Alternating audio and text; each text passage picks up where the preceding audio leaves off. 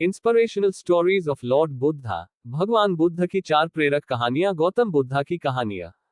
प्रेरक कहानी 1, बुद्ध और चक्षुपाल। एक बार भगवान बुद्ध जेतवन विहार में रह रहे थे। भिक्षु चक्षुपाल भगवान से मिलने के लिए आए थे। उनके आगमन के साथ उनकी दिनचर्या, व्यवहार और गुणों की चर्चा भी हुई। भिक्षु चक्षुपाल अंधे थे। एक दिन विहार के कुछ भिक्षुओं ने कुछ मरे हुए कीड़ों को चक्षुपाल की कुटी के बाहर पाया और उन्होंने चक्षुपाल की निंदा करनी शुरू कर दी कि उन्होंने इन जीवित प्राणियों की हत्या की। भगवान बुद्ध ने निंदा कर रहे उन भिक्षुओं को बुलाया और पूछा कि क्या तुमने भिक्षु को कीड़े मारते हुए देखा है? उन्होंने उत्तर दिया नहीं। इस पर भगवान बुद्ध ने उन साधकों से कहा कि जैसे तुमने उन्हें कीड़ों को मारते हुए नहीं देखा, वैसे ही चक्षुपाल ने भी उन्हें मरते हुए नहीं देखा और उन्होंने कीड़ों को जानबूझकर नहीं मारा है, इसलिए उनकी भर्त्सना करना उचित नहीं है। भिक्षुओं ने इसके बाद पूछा कि चक्षुपाल अंधे क्यों है? उन्होंने इस जन्म में अथवा पिछले जन्म में क्या पाप किए? भगवान बुद्ध ने चक्षुपाल के बारे में कहा कि वे पूर्व जन्म में एक चिकित्सक थे।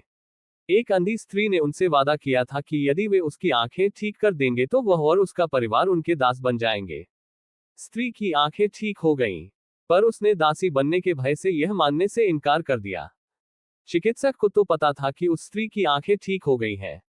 वह झूठ बोल रही है। उसे सबक सिखाने के लिए या बदला लेने के लिए चक्षुपाल ने दूसरी दवा दी। उस दवा से महिला फिर अंधी हो गई। वह कितना ही रोई पिटी, लेकिन चक्षुपाल जरा भी नहीं पसीजा।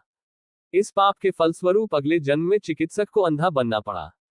प्रेरक कहानी 2, परिश्रम और धैर्य। एक बार भगवान बुद्ध अपने अनुयायियों के साथ किसी गांव में उपदेश देने जा रहे थे। उस गांव से पूर्वी मार्ग में उन लोगों को जगह जगह बहुत सारे गड्ढे खुदे हुए मिले। बुद्ध के एक शिष्य ने उन गड्ढों को देखकर जिज्ञासा प्रकट की, आखिर इस तरह गड्ढे का खुदे होने का तात्पर्य क्या है? बुद्ध बोले, पानी की तलाश में किसी व्यक्ति ने इतने गड्ढे खोदे हैं। यदि वह धैर्यपूर्वक एक ही स्थान पर गड्ढे खोदता तो उसे पानी अवश्य मिल जाता, पर वह थोड़ी देर गड्ढा खोदता और पानी न मिलने पर दूसरा गड्ढा खोदना शुरू कर देता। व्यक्ति को परिश्रम करने के साथ धैर्य भी रखना चाहिए। प्रेरक कहानी 3, अमृत की खेती। एक बार भगवान बुद्ध भिक्षा के लिए एक किसान के यहाँ पहुंचे। तथागत को भिक्षा के लिए आया देखकर किसान उपेक्षा से बोला, श्रमण, मैं हल जोतता हूं और तब खाता हूं। तुम्हें भी हल जोतना और बीज बोना चाहिए और तब खाना खाना चाहिए। बुद्ध ने कहा, महाराज, मैं भी खेती ही करता हूँ। इस पर किसान को जिज्ञासा हुई और वह बोला, मैं न तो तुम्हारे पास हल देखता हूँ, ना बैल और ना ही खेती का स्थल। तब आप कैसे कहते हैं कि आप भी खेती ही करते हो? आप कृपया अपनी खेती के संबंध में समझाएं। बुद्ध ने कहा, महाराज, मेरे पास श्रद्धा का बीज, तपस्या रूपी वर्षा और प्रजा रूपी जोत और हल है। पापभीरुता का दंड है, विचार रूपी रस्सी है, स्मृति और जागरूकता रूपी हल्की फाल और पेनी है। मैं वचन और कर्म में संयत रहता हूँ। मैं अपनी इस खेती को बेकार घास से मुक्त रखता हूँ और आनंद की फसल काट लेने तक प्रयत्नशील रहने वाला हूँ। अप्रमाद मेरा बैल है जो बाधाएं देखकर भी पीछे मुंह नहीं मोड़ता है।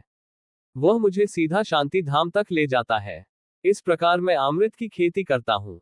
प्रेरक कहानी 4, दान की महिमा। भगवान बुद्ध का जब पाटलिपुत्र में शुभागमन हुआ तो हर व्यक्ति अपनी अपनी सांपत्तिक स्थिति के अनुसार उन्हें उपहार देने की योजना बनाने लगा। राजा बिंबिसार ने भी कीमती हीरे, मोती और रत्न उन्हें पेश किए। बुद्धदेव ने सबको एक हाथ से सहर्ष स्वीकार किया। इसके बाद मंत्रियों, सेठों, साहूकारों ने अपने अपने उपहार उन्हें अर्पित किए और बुद्धदेव ने उन सबको एक हाथ से स्वीकार कर लिया। इतने में एक बुढ़िया लाठी टेकते वहां आई।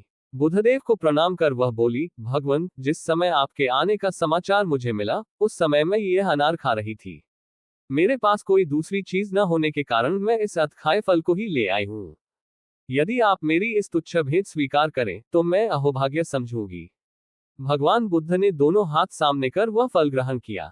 राजा बिंबिसार ने जब ये देखा तो उन्होंने बुद्धदेव से कहा, भगवान, क्षमा करें, एक प्रश्न पूछना चाहता हूँ।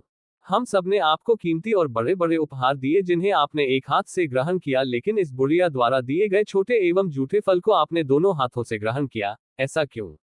ये सुन बुद्धदेव मुस्कुराए और बोले, राजन, आप सबने अवश्य बहुमूल्य उपहार दिए हैं, किंतु ये सब आपकी संपत्ति का 10वां हिस्सा भी नहीं है। आपने ये दान दीनों और गरीबों की भलाई के लिए नहीं किया है, इसलिए आपका ये दान सात्विक दान की श्रेणी में नहीं आ सकता। इसके विपरीत इस बुढ़िया ने अपने मुंह का कौर ही मुझे दे डाला है। भले ही यह बुढ़िया निर्धन है, लेकिन इसे संपत्ति की कोई लालसा नहीं है। यही कारण है कि इसका दान मैंने खुले हृदय से दोनों हाथों से स्वीकार किया।